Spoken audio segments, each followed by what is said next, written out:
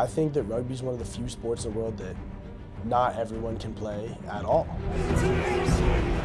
Power comes on from South Africa, front rows are up, and the Springboks get the scrum. I think that if you want to play rugby, you should try it, absolutely. And I think that plenty of people miss an opportunity by not giving it a shot. But rugby is one of the only sports in the world where giant, but look at the big boy, even hits a bit, 300-pound, 6'5" person. So crucial for the South African team. We can't replace a Malcolm Mars, he's world class. Hit you as hard as he can, and then you just have to get up. You can't stay on the ground. Good injection there from Farid, nearly gets there himself, twists and turns. De Klerk comes out to Snyman, and he will not be denied. In rugby, you have to get killed for 80 minutes, over and over and over and over. Bongi and Benambi on the floor, they're getting attention. Well, rugby's always been a big part of South Africa's recent history, especially colonial and post-colonial, and it's very popular with the people who live there who happen to be physically suited to the game. Today, the Springboks are largely considered to be the most important cultural institution in South Africa. Springboks are back in the World Cup semi-final. And no one more massive than that man right there, RG Snyman, gives the defending champs a chance.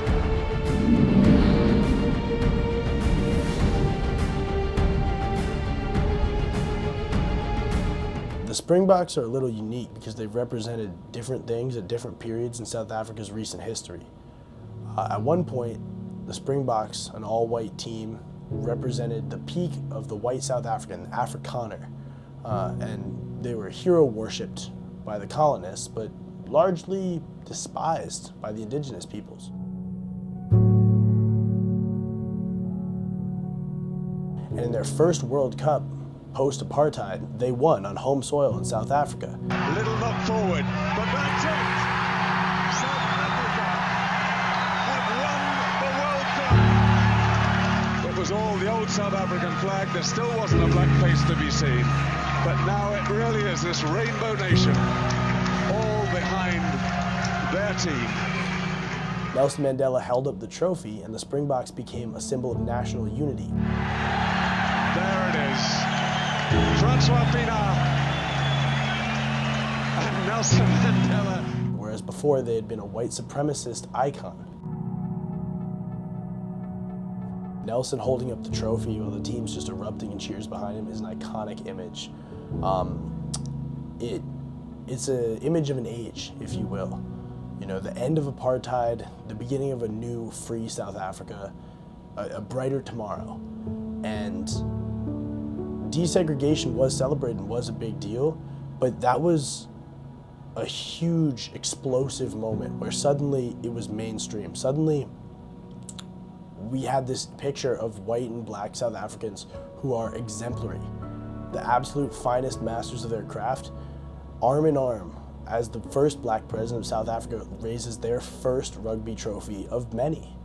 And since then, the desegregated, mixed South African team has been dominant.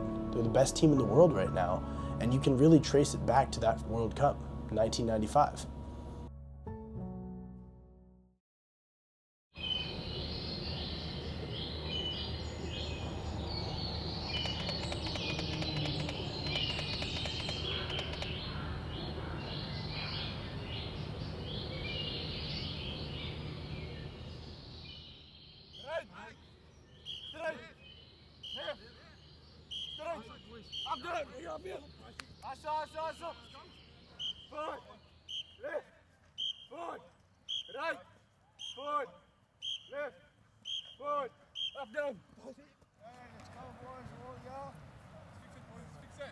Hamilton's is always known for its good 15-man rugby.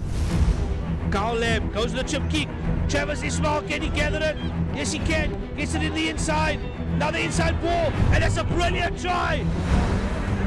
Out from wrist, John Sian, right through they go. Here's the try they've been looking for. Yellow from Sale gets it. You know, it's been here for decades. Started in 1875, the club. Oldest club in South Africa. If I'm correct, it's the second oldest club in the Southern Hemisphere. You know, I want to build something extra to the club.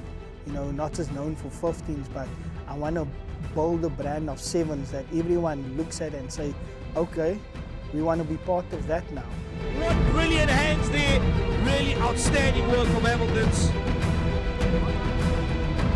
15s rugby and 7s rugby might as well be different sports. 7s rugby is basketball. It's fast passing. Here comes South Africa, nothing neutral about this attack. It's straight away striking from set piece, and Kieran Nortje breaks the deadlock at the first score. It's pressure. But if you've got someone, Jack Russell, in Sullivan Davis, always lurking, always watching, he's going to pick up any loose ball. It's charging up and down the field. Set piece possession of the game. And look at the feet of Selvan Davids. Oh, the Silver Surfer. And it never stops for 7 minutes. And then another 7. And then it's all over. It's a sport for the sprinter. 15s rugby can be just as fast and explosive at moments, but it's not a battle, it's a war. For 80 minutes, minimum, 2 teams fight for inches, getting in front of the try line and just bashing a pile of players over and over and over until you find a hole, until you can squeeze through and touch that ball down. From the first to the last whistle, there will be thousands of collisions. Every single one has the potential to completely flip the game on its head, so every single one matters 100%. With the 7s, with the Hamilton 7s, we started late with our training.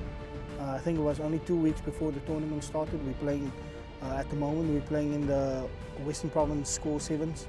And it started a bit scrappy because the guys didn't obviously know each other. A lot of under 20s, 13 players, second team players, first team players. So there's a diversity with players that we have within the whole club.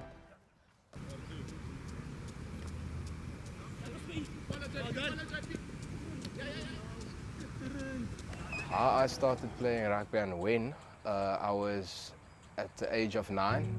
It's a transfer based on to a new school, the better education. First I was well known to soccer, and then basically due to this new education and school I just had to hop into a sport, and rugby was the first thing I had to learn, not knowing what it was, and then I started playing ever since from grade 2, since more or less 15, 14 years I've been playing rugby. Yeah. You're playing in Hamilton, I'm fairly new, started this season, but for me it was really a band of brothers. They accepted you quite early on, and then I think it's so enjoyable coming from work, coming into a new group of people, all there to have fun and play rugby together, all making their own sacrifices to be there that day. So yeah, it's a really enjoyable thing to, on every Saturday, get to go out with these fellows and yeah, play some rugby. That's what it means to me. You know, wearing the Hamilton jersey means a lot to me because from where I come from, I haven't played for big clubs in my life. I haven't played for a team like Hamilton before because, you know, I see them as the best team in South Africa. Because I've played back at home for Riversdale Blues and there I've played really well rugby, but to make that shift from to Hamilton's is really big for me because I've played third team, I've played second team, I've represented the first team as the second team at other fields, you know, and there has been a lot of growth in me in my rugby game as well. I started coaching the Hamilton Sevens as an assistant coach in 2023, and then I took it over as head coach last year. And for me, it's not just about the rugby. I always say, and my philosophy about rugby is, before I can make you a rugby player, I have to make you a better person.